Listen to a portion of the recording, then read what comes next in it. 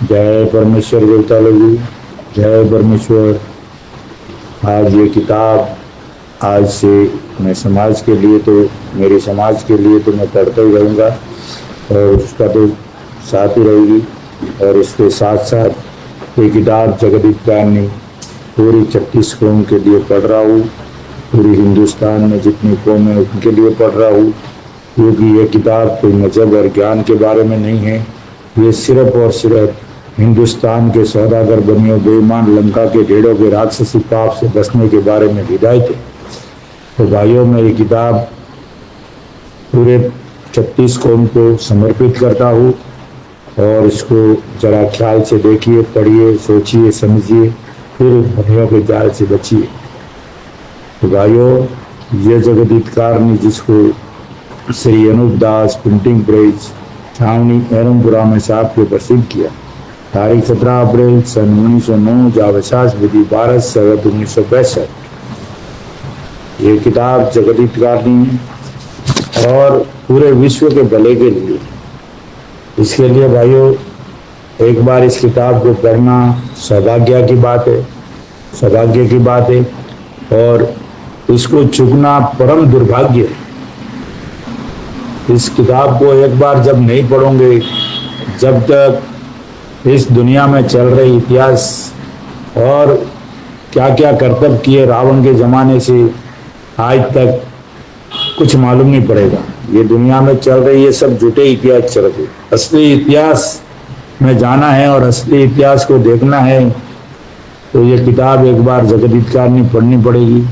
और ये दुनिया में जो इतने विघ्न पैदा हुए हैं, दुनिया में जो ये बुराई चल रहा है, इसको ये बुराई कहाँ से आती है, बुराई कैसे उत्पन्न होती है, और ये कच्ची उम्र में मरना, बीमारी वगैरह का होना, भूकंप का आना, हवा ज़्यादा चलना, जमीन से झाड़ को उखड़ना, बलात्कार होना, एक दूसरे का मर्डर करना, जो भी ये सब कुर्तियाँ, सब ये जो बुरा चल रहा है, इसका मेन जननी कौन है और ये कहाँ से उत्पन्न होती है और इसको कैसे बंद किया जाता है और इसका बंद करने का तरीका क्या है। इसके लिए भाइयों इस किताब जगदीप कारनी को एक बार पूरा पढ़िए। पूरे विश्व के लिए ही किताब है, हिंदू मुसलमान अंग्रेज के लिए ही किताब है और पूरे 36 कौम के लिए, सातों आठों विलायतों के लिए ही किताब है। इसलिए सबको हाथ जोड़ के साथ अनूप दास महाराज की अर्ज है। और मैं भी एक छोटा सा अनूप दास जी महाराज का अनुयायी हूँ और ये किताब पढ़ के आपको सुनाने की कोशिश करता हूँ। एक बार इसको सुनिए और इस किताब को जन जन तक पहुँचाइए भाइयों। और इसको पढ़ना सौभाग्य की बात है, इसको चूकना परम दुर्भाग्य। तो मेरे भाइयों, आज पेज नंबर 33 से आगे बढ़ रहा हूँ, 3 पेज समर्पित करता हूँ। तो जरा गौर से पढ़िए मेरे भाइयों, गौर से सोचिए, गौर से सुनिए, ताकि आपको सब समझ में आ जाएगा। पेज नंबर 33 कि हम लोगों को रावण ने अपने राक्षसी पाप से अंधों की तरह से कर दिया था कि जो जमीन के शरीर की पहचान तक भुला दी थी। भाइयों, रावण ने जादू के पाप से, इंद्रजाल के पाप से अंधों की तरह से कर दिया और जमीन की पहचान भी भुला दी थी। परंतु रावण ने शनिश्चर को अपने राक्षसी पाप से दुखी किया था। जब रावण के राक्षसी पाप की खबर पड़ी, अगर से रावण ने अपने राक्षसी पाप से शनिश्चर को नहीं कल पाया होता तो हरगिज रावण का राक्षसी पाप मालूम नहीं होता। अगर शनिश्चर को रावण ने शनिश्चर के ऊपर अपना पाप नहीं चलाया होता और नहीं तकलीफ दी होती तो मालूम नहीं पड़ रहा। दुनिया को तकलीफ दे रहा था, लेकिन दुनिया की बुद्धि भ्रष्ट होने के सबब से किसी को मालूम नहीं पड़ा। लेकिन शनिश्चर महाराज बहुत अकलमंद थे और बहुत चतुर थे, तो उन्होंने उस पाप को फौरन पकड़ लिया कि भाई मालिक की दरगाह में ये सब क्या हो रहा है। मैं मालिक की भक्ति करता हूँ तो ये बुरा कैसे हो रहा है, सपना कैसे आ रहा है, तो ये मालिक की मर्जी में नहीं है। मालिक की भक्ति में सपना वगैरह नहीं है दोस्तों, चमत्कार वगैरह नहीं है, पर्चा वगैरह नहीं है। तो शनिश्चर जी महाराज ने फौरन उस बात को कबूल कर लिया कि कहीं ना कहीं भी राक्षसी पाप हो रहा है। तो हरगिज रावण का राक्षसी पाप मालूम नहीं होता, मगर शनिश्चर को कल पाया।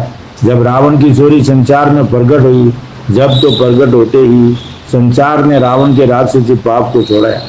गरज की रावण की तरह से इन सौदागर महाजनान का भी राक्षसी पाप हो रहा है। देखो भाई, हम खाली रावण को दोष दे रहे, लेकिन रावण तो एक डिस्ट्रीब्यूटर था। रावण के जैसा का जैसा पाप उससे कई गुना ज्यादा, हजारों गुना ज्यादा आज चल रहा है। और उसको चलाने वाले हिंदुस्तान के सौदागर बनिए बेईमान लंका के ढेर है, जो हिंदुस्तान में धर्मात्मा बन के बैठे।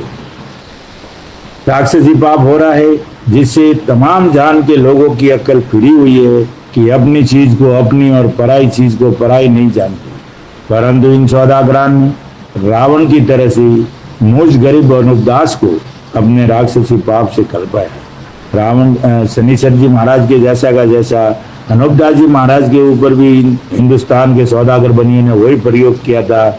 उनको समझ नहीं पाई, गरीब देख के उनके ऊपर ये कर्तव्य किए, ये पाप की प्रक्रिया चालू की, तो उनको भी अनुपदास जी महाराज भी समझ गए। वो भी बड़े चतुर थे, वो भी अक्लमंद थे, और उनको सब समझ में आ गया कि ये कुदरत के बगीचे को बिगाड़ने वाले कौन है। कुदरत में किसी का बुरा भला नहीं, अपनी चीज को अपनी जानते। ये बुराई का जो सपना हो गया, जो भी बुरा हो रहा था, वो अनुपदास जी महाराज ने पकड़ लिया, कल्पाया। इसे इन सौदागरान का राक्षसी पाप मालूम हुआ है, क्योंकि ये महाजन रावण की तरह से राक्षसी पाप कर रही है। और जिस तरह से शनिचर जात का तेली था, उसी तरह से मैं जात का चाकर हूँ।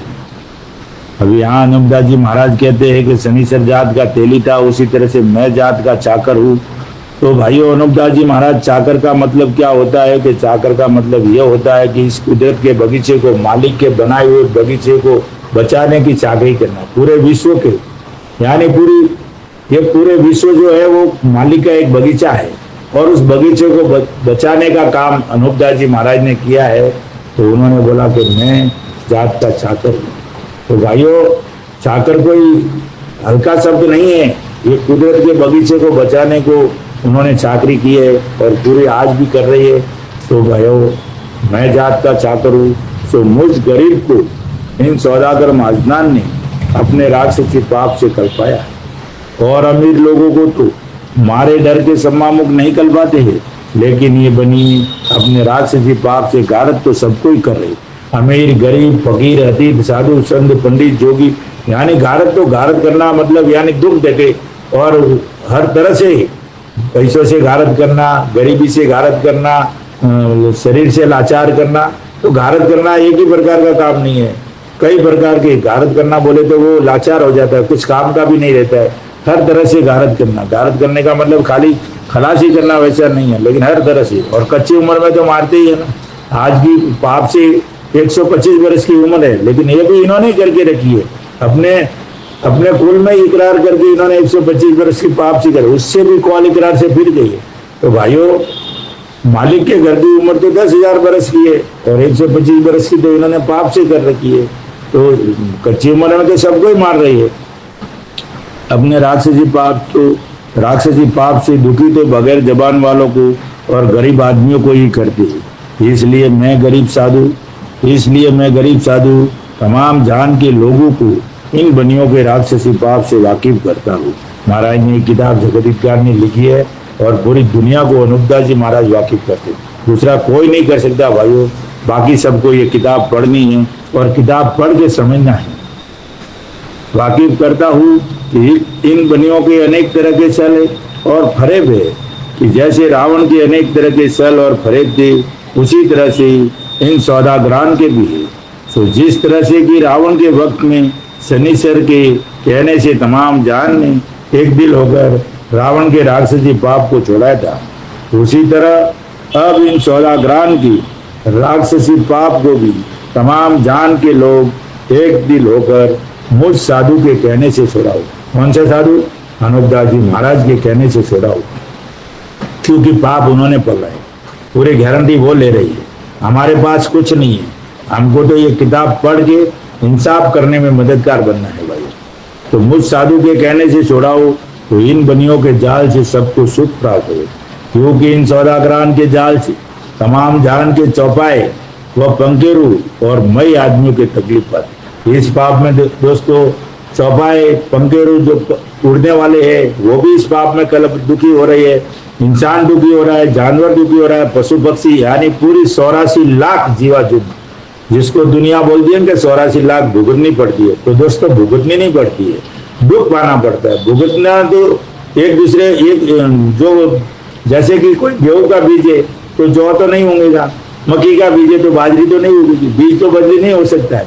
लेकिन 84 लाख जीवा झुंड को ये दुख देते 84 लाख कुंडियों के ऊपर, और वो कुंडिया कहाँ पे है जिसको दुनिया स्वर्ग नरक बोलती है, वो हिंदुस्तान के सौदागर बनियों के पाप करने की जगह है। मुसलमान उसको जन्नत और दो जग बोलते हैं, अंग्रेज हेवन हेल्स बोलते हैं, और हिंदुस्तान में उसको स्वर्ग नरक बोला जाता है। तो भाइयों, ये स्वर्ग नरक हिंदुस्तान के सौदागर बनियों के घर का राक्षसी पाप करने की जगह है, वरना स्वर्ग नरक तो सबके घर में ही है। क्योंकि भाई आपके घर में सुख शांति रहेगी तो स्वर्ग ही होगा ना, स्वर्ग में जाने की जरूरत क्या है, वो तो घर पे खाने पीने हर चीज टाइम पे मिलेगी तो स्वर्ग ही है। लेकिन दुख देने वाला हिंदुस्तान का सौदा, मालिक किसी को दुख नहीं देता है। हम लोग बोलते ना कि मालिक के हुक्म के बगैर पत्ता भी नहीं होता।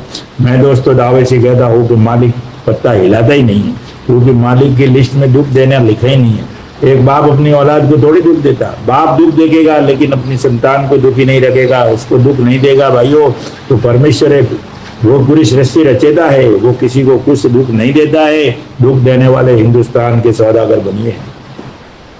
इंद्रजाल के पाप से बीमारियां पा रही है कि जिस तरह से आदमी को बीमारी होती है वो बीमारी के सबब से दुबला हो जाता है और चर्बी गल जाती है और खून सूख जाता है, उसी तरह से जमीन माता भी राक्षसी विद्या के पाप से बीमारी के सबब से दुबली हो गई। अब भाइयों, यहाँ हमारे जैसे शरीर में रोग बीमारी होती है, ऐसे का ऐसे जमीन माता के शरीर में भी रोग बीमारी इस हिंदुस्तान के सौदागर बने हैं। ये जमीन माता जिंदा जीव है। हिंदुस्तान में तो कहते हैं ना कि भारत माता, ये भारत माता क्यों कहते भाई? हमारे मोदी जी भी कहते हैं भारत माता की जय हो, भारत माता की जो भी जाते भारत माता कहते हो। तो इसका कभी आपने ख्याल किया कि भारत माता क्या चीज है? ये जमीन जिंदा जीव है भाइयों। ये विज्ञान वाले लोग, ये जो भी है ज्ञानी ध्यानी, इसकी खोज नहीं करते। अगर खोज करेंगे तब उसका पहचान होगी। तो रावण के घर में इसकी पहचान थी और हिंदुस्तान के सौदागर बनियों के घर में इसकी पहचान है, और एक अनुपदास जी महाराज को पहचान थी। तो ये भारत माता जो है वो जमीन माता है और जमीन जिंदा जीव है, इसके लिए हम भारत माता कहते हैं और हम इस भारत माता के गर्भ में रहते हैं भाइयों। इसलिए अनुपदास जी महाराज पूरा विस्तार से समझा रहे आपको कि बीमारी के सबब से दुबली हो गई है, क्योंकि गोश्त और चर्बी वगैरह गल गई है, जिसकी वजह यह है कि जमीन माता सिर्फ जल का ही आहार करती है। ये जमीन माता को सिर्फ उसकी खुराक जो है वो जल है, और जल अगर वो टाइम पे पीती है तो इसको कोई तरह की बीमारी नहीं रहेगी। और अन्न फल मेवा मिष्टान हजारों तरह की खाने पीने की सामग्री ऑटोमेटिक पैदा होगी, खेती वेदी करने की जरूरत नहीं पड़ेगी। तो भाइयों, अब जो उसको खुराक जो है जल है वो बरसता नहीं है, उतना जितना चाहिए वैसा नहीं बरसता है। सतयुग में भाइयों 12 मेघ मलान कहते थे। सतयुग में महीने का महीना बरसात होती थी, यानी एक महीने में एक दफे अच्छी तरह से बरसात होती थी। और ये 4 महीने की जो रुत चलती है, ये तो एक जमीन माता को रोग है कि 4 महीना बरसता है, 4 महीना गर्मी का रोग पड़ता है, 4 महीना ठंडी चलती है, फिर और 4 महीना वातावरण चेंज रहता है। तो ये तीनों जो रुतें बताइए भाइयों, तो ये जो रुतें है वो जमीन माता के शरीर में रोग है, एक बीमारी है। वरना सतयुग में भाइयों जमीन माता महीने की महीने पानी पीती थी, जिसको लोग 12 मेघ मलान कहते हैं। और सूरज चंद्रमा अपने अपने कायदे के मौजूद उगते थे। सूर्य अस्त होता था तो चंद्रमा उगता था, कभी अंधेरी रात नहीं होती थी। तो भाइयों, जमीन माता सिर्फ जल का आहार करती है। सो अब जमीन माता के पेट भरने के काबिल जल नहीं बरसता है। अब हम लोग कहते हैं ना, इतना जल नदियों में उफान आ गया, इधर उतना बादल फूट गए, इतने डैम फूट गए, इतने तूफान आ गए, इतने लोग मर गए। ये सब राक्षसी पाप का कर्तव्य है। ये जमीन माता या परमेश्वर दुख नहीं देता, ये उसका कर्तव्य नहीं है भाइयों। ये हिंदुस्तान के सौदागर बनियों के राक्षसी पाप से हो रहा है कि बादल फोड़ने का, बारिश एक जगह से दूसरी जगह ज्यादा बरसाने का, ये सब खेल उनके कर्तव्य भाई। जब आदमी आप एक अंदाजा लगाओ कि आपका शरीर है और आप पानी पीते तो उसकी एक लिमिट रहती है, पीने का एक ये रहता है कि सिस्टम रहता है कि मैं इतना पानी पी सकता हूँ। 1 लोटा पी सकता है इंसान, तो 2 लोटा एक साथ में नहीं पी सकता। ऐसा का ऐसा जमीन माता का हाल है। लेकिन जमीन माता का फेफड़ों के ऊपर या कई तरह से रोग कर देते तो ये पानी टाइम पे नहीं पीती। और जो अंदर बारिश बरसता है, ये तूफान आता है, ये हिंदुस्तान के बनियों के राक्षसी पाप से आता है। और इसका सबूत ये किताब जगदीप करने। पेट भरने के काबिल जल नहीं बरसता है, इससे दुखी है, क्योंकि जैसा में बरसता है जब जमीन माता जल को पीती है, जब मेवा मिष्ठान बीजक वनस्पति वगैरह अच्छी तरह से होती है, जब सब जीवाजुन पलती है। इसी तरह से आदमी भी रिजक वगैरह खा पी कर पलते हैं, मगर जमीन माता कौन सा पाप करती है। अब भाइयों बताओ कि हम तो बोलते हैं कि जैसा कर्म करेगा वैसा भरेगा, कोई बोलता है तो पाप करता है इसके लिए उसको तकलीफ दे रहे, लेकिन सूरज चांद जमीन माता कौन सा पाप करते भाइयों। सूरज चांद को भी गर्म लगता है, ये जमीन माता को कितनी तकलीफ दे रही है, दिन दिन दुबली होती गई है। रावण को मारने के लिए 18 पदम फौज चढ़ी थी, आज तो पूरी दुनिया की जनसंख्या 7 अरब है, इसलिए हिस्से से भी कम है भाइयों। और हम लोग बोलते हैं कि जनसंख्या बहुत बड़ी है, जंगल कम हो गई, तो क्यों हो गई? तो जमीन माता बिल्कुल दुबली हो गई। एक जाड़ा इंसान रहेगा, एक पतला रहेगा, तो फर्क तो पड़ेगा ना मेरे भाइयों। तो बीमारी के रोग बीमारी से एकदम दुबली हो गई। दुबली होने की वजह से सब हड्डियां वड्डियां दिख रही है, तो अभी वो अपने को ऐसे ही लगेगा, कोई खेती बराबर नहीं होती है, कोई फल फूल नहीं पकते, तो ये सब बीमारी की वजह से। मगर जमीन माता कौन सा पाप करती है जिससे अब पहले का सा रिजक वगैरह नहीं होता है, क्योंकि जमीन माता तो ऐसी सती है कि सिर्फ जल का यार करती है कि लोग अपनी अपनी आंखों से देखते ही है, कुछ मेरे कहने की जरूरत नहीं है। और ये बनी जबकि जमीन माता के नाम का पाप कराते हैं जब जमीन माता बीमार हो जाती है। जिस तरह से कि आदमी बीमारी के सबब से खाने पीने का आहार वगैरह कम करता है, तो जब कि कम बरसता है, जब दुनिया अपने मुंह से काल काल कहती है। जब कम बरसात होता है तो दुनिया बोलते काल पड़ गया, यानी दुष्काल पड़ गया, दुष्काल पड़ गया, ऐसे दुनिया अपने मुंह से काल काल कहती है, लेकिन मगर उसकी सोच नहीं करती है। खुद अपने आप में संतुष्ट हो जाती है कि भाई ये काल हो गया है तो मालिक के घर से है, लेकिन उसकी सोच नहीं करते कि काल क्यों पड़ रही कहती है। परंतु ये बनिए जमीन माता के नाम का पाप कराते हैं, जिससे जमीन माता बीमार हो जाती है। और जिस तरह से कि मालिक ने आदमी के शरीर में गोश्त हड्डी चर्बी वगैरह बनाई है, उसी तरह से जमीन माता के शरीर में गोश्त चर्बी हड्डी वगैरह बनाई है। जैसे का जैसा आदमी का शरीर है या जानवरों का शरीर है या किसका भी, तो अपने अपने शरीर में सिस्टम बनाया है, वैसा वैसा जमीन माता के शरीर में भी, लेकिन उसका शरीर बहुत विशाल है, उसका बनाने का तरीका और कुछ होगा, लेकिन सिस्टम सबके अंदर वही है। पशु पक्षी के अंदर होवे, इंसान के अंदर होवे, झाड़ वनस्पति के अंदर होवे, सिस्टम होगा वही है। तो चर्बी हड्डी वगैरह बनाई है, लेकिन ये जो पहाड़ है तो ये जमीन माता के शरीर के हाड़ है, और जो कि मिट्टी है वो जमीन माता के शरीर का गोश्त है, और जो कि चांदी सोने की खाने हैं वो जमीन माता के शरीर की चर्बी है। परंतु इन सौदागर महाजनान ने बल राजा के बाद से राक्षसी पाप चलाया है, और बल राजा के बाद से ही काल पढ़ाने लगे। काल पढ़ाने का मतलब है दोस्तों दुष्काल पढ़ाना, दुष्काल पढ़ाने लगे हैं। और जब काल पड़ता है, जब जमीन माता बीमार हो जाती है, राजा बल के जमाने तक सतयुग रहा मेरे भाइयों, और राजा बल के बाद में पहला पाप रावण ने जमीन माता के ऊपर चलाया, और रावण ने जिस दिन से चलाया उसके बाद रावण का खात्मा किया, फिर हिरण्यकश्यप आया, फिर कंस आया, फिर कारण बादशाह आया, और इन चारों का खात्मा किया। और उसके बाद और भी हिंदुस्तान के बादशाह के ज़माने में 1-2 बार पाप इनका पकड़ा था, और इन्होंने गाय और सुअर की कसमें खा के बच गए थे मेरे भाइयों। तो इसलिए कहता हूँ कि जमीन माता बीमार होती है, जो बीमारी के सबब से दुबली हो गई है, जिससे जमीन माता के शरीर की चर्बी गल गई है, जिससे जमीन माता बिल्कुल दुबली हो गई है। और जिस तरह से कि आदमी बीमार होता है और उसके शरीर की हड्डी गोश्त और चर्बी वगैरह बीमारी के सबब से गल जाती है, तो बीमारी की वजह से ना ताकत भी हो जाती है, यानी पूरा कमजोर हो जाता है, उसमें चलने की भी आस नहीं रहती है, हो जाती है।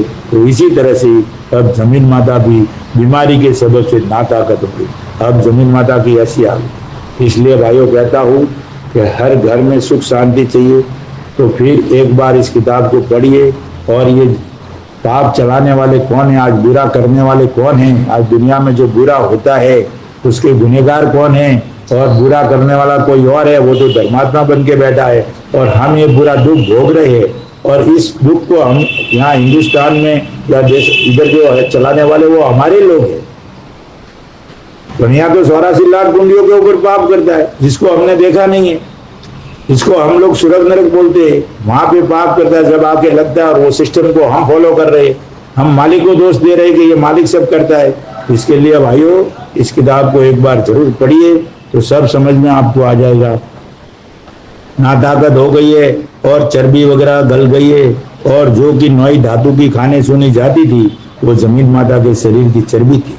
अब जैसे अपने शरीर में चर्बी होती है तो उसको हम अपने बोलते हैं कि ये चर्बी है, तो जमीन माता के शरीर में इन चीजों को नौ धातु की जो खाने सुनी जाती थी, वो नौ धातु की जो खाने थी वो जमीन माता के शरीर की चर्बी थी, जिसको चांदी सोने की खाने बोलते हैं। वो ना तो अंग्रेजों की विलायत में मौजूद है और ना दूसरी विलायतों में है। इसी तरह पर अब इन बनियों के जाल की वजह से 7-8 विलायतों के अंदर चांदी सोने की खाने नहीं है। अब इन्होंने क्या किया, अब जब शरीर कमजोर होता है तो चर्बी गल गई है, चर्बी गल गई है तो अभी खाने कहीं पर नहीं है, न अंग्रेजों की विलायत में है न हिंदुस्तान में है। अभी जब खानों में से माल निकाल दे तो 1 रुपया खर्च कर दे तो 1.25 रुपया का भी माल नहीं निकलता है, तो निकालना ही बंद कर दिया मेरे भाइयों। तो ये सब जो रोग बीमारी है ये भाइयों ये किताब जगदीश गांधी पढ़ने से ही मालूम पड़ सकता है, और खाने नहीं है। और जो कहीं पर है भी तो पहले जमाने का बराबर धन नहीं निकलता है, बल्कि ज्यादा लागत के सबब से नुकसान उठाना पड़ता है, क्योंकि पहले जमाने में 1 रुपया खर्च किया जाता तो कई रुपयों का माल निकलता था, और अब 1 रुपया खर्च किया जाता है तो लागत के दाम भी वसूल नहीं होते। देखो भाई, अब वो लागत के दाम भी तो खानों में से माल निकलना बंद ही कर दिया, वसूल नहीं होते। सो ये वजह इंद्रजाल की है जिसे चांदी सोने की खाने नहीं है, और आप लोग और सोने चांदी की खाने नहीं है और आलोप हो गई है, और ये 7-8 विलायतें इस जमीन माता के पेट में आबाद है। परंतु जमीन के ना ताकत होने का भी सबब है कि इन सौदागर महाजनान का राक्षसी पाप चल रहा है, जिससे चांदी सोने की खाने आकाश पाताल में भी नहीं रही है। क्योंकि जब आदमी बीमार होता है और बीमारी के सबब से उसका कुल शरीर दुबला हो जाता है, परंतु जिसको बीमारी होती है उसके शरीर की चर्बी गल जाती है, तो फिर उसके शरीर में ताकत कहाँ से रहती है, बल्कि इस काबिल हो जाता है कि दूसरे शख्स की भी आस रखता है। यानी इतना कमजोर कर दिया जमीन माता को भी और इंसान को भी, ताकि वो खुद अपने आप से चल नहीं पाते, दूसरे की आस रखता है कि मेरे को कोई सहारा देवे। सो अब इसी तरह से जमीन माता भी राक्षस विद्या के पाप से दुबली हो गई है, परंतु पूरी कौमा में चली गई है भाइयों, फिर भी हम लोग को खाना पीना दे रही है। आज हम लोग यूरिया जो भी डाल रही है ये सब उसकी रोग की वजह से डाल रहे हैं, लेकिन उसकी दुख के हाल किसी को मालूम नहीं पड़ रहा है। मैं तो बोलता भाइयों ये किताब पढ़ो, तब मालूम पड़ेगा कि जमीन माता की परिस्थिति कैसी है और कैसे की है, और दुबली कैसे हो गई और वो जिंदा कैसे है, सब इसमें मालूम पड़ जाएगा। दुबली हो गई है, परंतु इन सौदागर महाजनान ने बल राजा के बाद से राक्षसी विद्या का पाप चलाया। यानी बल राजा के बाद से इन्होंने हाथ में राक्षस विद्या का पाप लिया है, और ये खुद अपना मैन्युफैक्चर खुद जाहिर करते हैं, और हिंदुस्तान में हम लोग चलाते हैं उनके पाप को, हम डिस्ट्रीब्यूटर बन के चला रही है। जमीन माता के नाम का पाप कराते हैं, जब जमीन माता के नाम का पाप ज्यादा कराते हैं तो काल भी यानी दुष्काल भी पड़ जाता है, काल भी पड़ जाता है, और ग्रहण भी पड़ जाए, ग्रहण भी लग जाता है। ग्रहण लगने से करोड़ों जीव मरते, श्वासें बंद कर देते जमीन माता की, सूरज चांद की ये सांसें है, और ये बंद कर देते हैं तो करोड़ों जीव मर जाते हैं, पड़ जाता है। क्योंकि पाप से जमीन माता दुख पाती है, इसे जमीन माता के ऊपर धान वगैरह नहीं होता है। जब दुनिया भूखे मरने लगती है, और पहले जमाने में जमीन माता दुख नहीं पाती थी तो मेवा मिष्ठान रिजक वनस्पति वगैरह बहुत होती थी, जिसकी वजह गरीब गुरबा जग कर लेते। परंतु पहले जमाने का सा धान अब नहीं होता है, और ना अब पहले जमाने का सा बिकता है, जिसकी खास वजह यह है कि जमीन माता बीमारी के सबब से पानी कम पीती है, जिससे मेवा मिष्ठान वगैरह कम होता है। और जैसे कि झाड़ दरख्त पहले जमाने में होते थे वैसे अब नहीं होते, क्योंकि जमीन माता अच्छी तरह से पानी नहीं पीती है, इससे अब दरख्त भी लंबे और चौड़े नहीं होते। मगर अपने बुजुर्गों के देखने में तो रिजक और वनस्पति वगैरह इस कदर होती थी। और अलावा इसकी बल राजा के जमाने में तो बगैर खेती की और बगैर बोए हुए इस कदर दान होता था कि जिसका कुछ अंदाज नहीं हो सकता था। तो पहले जमाने के गरीब लोग वगैरह भी जग कर देते थे तो भी कर्जदार नहीं होते थे। सो इसका सबूत वेद और पुराणों में साबित है। कौन से वेद पुराण भाइयों? जो असली है। आज जो चल रहे इन बनियों ने सब छुपा दिए। इसके लिए भाइयों असली वेद और पुराण की तलाश करोगे तो पूरी स्टोरी और पूरा सबूत मिल जाएगा। और वो जब तक नहीं मिलते तो ये किताब जगदीतारणी इसका सबूत है। पुराणों में साबित है, परंतु इस जमाने के तो राजा बादशाह एक रजवाड़ी की रैयत को भी खाना नहीं खिला सकते हैं। सो ये हाल सब तुम अपनी अपनी आंखों से देख रहे हो कि अब ऐसा जमाना तंग आ गया है। जय परमेश्वर दोस्तों, कल से पेज 36 से चालू करूंगा और साध अनुपदास महाराज की किताब जगदीतारणी रोज समर्पित करूंगा। अब सातों आठों विलायतों के लिए समर्पित है। जो भाई को ये किताब चाहिए तो संपर्क के लिए 8905653801। दोस्तों ये किताब को पढ़ना बहुत ही अनिवार्य है, इसको समझना बहुत ही अनिवार्य है। मैं तो हिंदू मुसलमान अंग्रेज और सातों आठों विलायतों के बादशाह और साधु संत पंडित फकीर जोगी जति सबको आह्वान करता हूँ, हाथ जोड़ के अर्ज करता हूँ कि एक बार इस किताब को घर घर में पढ़िए मेरे भाइयों, और सुख और समृद्धि का रास्ता मार्ग खुल जाएगा। और पढ़ के फिर बंदोबस्त करना है पाप छुड़ाने का मेरे भाइयों। और इस किताब को एक बार जरूर पढ़िए। आज इतना ही, कल से पेज नंबर 36 से आगे बढ़ूंगा। जय परमेश्वर। और इस ऑडियो को जन जन तक पहुंचाइए भाइयों, घर घर तक पहुंचाइए। जब तक ये किताब नहीं पढ़ोगे दुनिया का कोई निवारण नहीं होगा। और दुनिया में से बुराई हटानी है और सुख शांति चाहिए और सतयुग चाहिए तो मेरे भाइयों एक बार इस किताब को जरूर पढ़िए।